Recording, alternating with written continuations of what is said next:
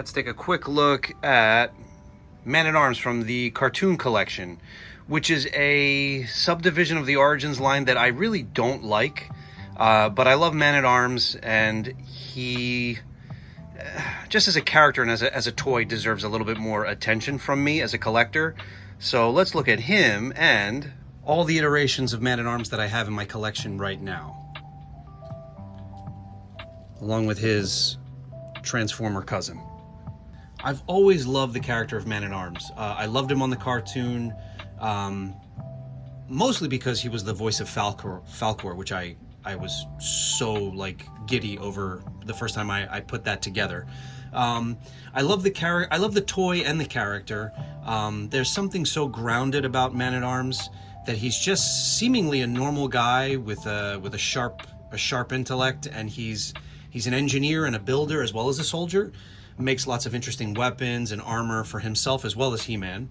I don't know, it's just a very grounded and compelling character in that way. So I went through actually a couple Man-at-Arms as a kid. I played with him a lot. And yes, I was always annoyed that he didn't have his mustache. But what are you going to do? They have since corrected it, thankfully. But I do still cherish my my vintage one.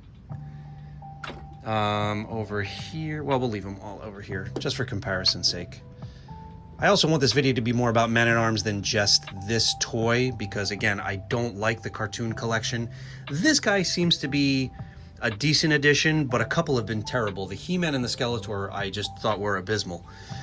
Anyway, so here's the Origins. I think they call him Snake Armor Man-at-Arms, as well as the kind of the basic Man-at-Arms from the Origins line, which I love. This is like my favorite shade of green ever.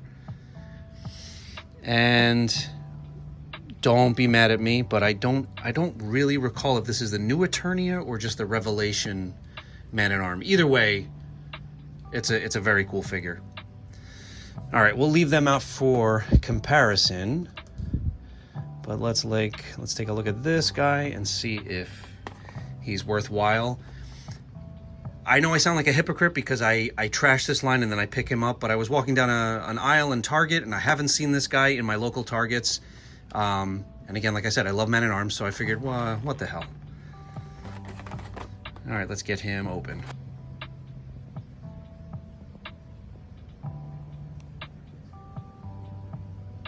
Now that he's posed and standing there, he looks pretty good. A very faithful representation of the Filmation version of him for $17, $18, whatever he costs. But he is a bit of a mixed bag, and here's why. So first off, if you care, he does come with this comic, Wizard's Vizard. I'm only showing it because usually they're packaged with like repeats. Not every figure comes with a new comic, but I don't think I've seen this one. Or maybe I have, I don't know. Besides his mace, he does come with what the box says is his stasis ray. I don't specifically recall this from an episode, but it says it's from one, and Man-at-Arms made a bunch of things over the season, so I'm sure this is exactly what something looked like that he made in one episode.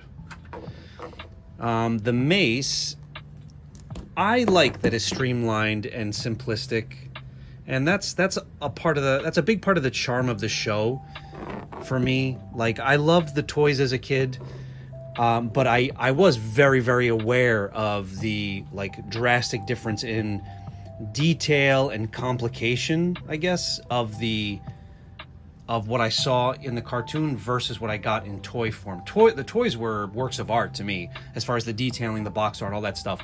The show didn't really do them justice, but not enough to like ruin the toy or the show for me. I just was always very, very aware of that difference. So it's nice to have representations of the toys that are very, very faithful to what we saw in the cartoon. My issue with the cartoon line is, and I've said this in other videos, so forgive me if you've watched those, thank you, but I am going to repeat myself.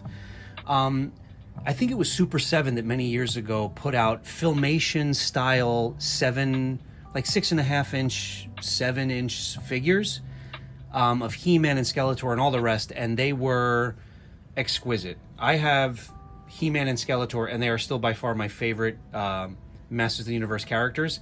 And these are such a sad... They're such a sad entry when posed next to those.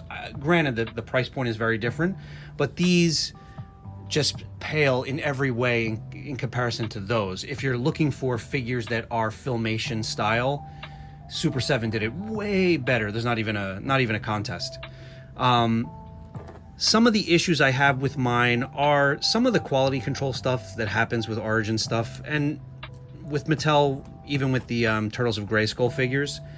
Some joints are just too tight and arms pop right off very easily. There is some paint work issues with mine, and I don't think that's... I think I just got unlucky with having one that's got some scuffed paint. The articulation for these are all the same as the Origins figures, I think, yeah. Head's on a ball joint. The armor is a little bit more streamlined, but it does remove. I mean, it is a decent Man-at-Arms, again, for what you're paying. Some of the figures, like I said, in the cartoon line have been so bad, in my opinion, that I'm kind of pleasantly surprised with this. By far, Beastman has been the best. This guy is average, and then coming in a distant third and fourth are the He-Man and Skeletor figures that I have, and I'll throw them up here right now just for fun. Here is what I have so far in the cartoon collection. I really got to limit myself somewhere, and I have to start with this line because I really just don't like it. I kind of feel like it misses the mark, and it just, I don't know.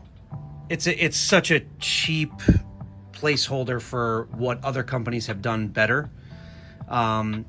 And again, he's great because I didn't have a Filmation style Super 7 Beastman. That looks right like from the cartoon, in my opinion. He's decent. He-Man's in the back because I think that's just a terrible, terrible figure, and Skeletor's not much better. But for what it's worth, there are the cartoon collection Masters of the Universe figures that I have right now. And for what it's worth, if you do collect the cartoon collection, you could do worse than the what they offer as far as Man-at-Arms is concerned.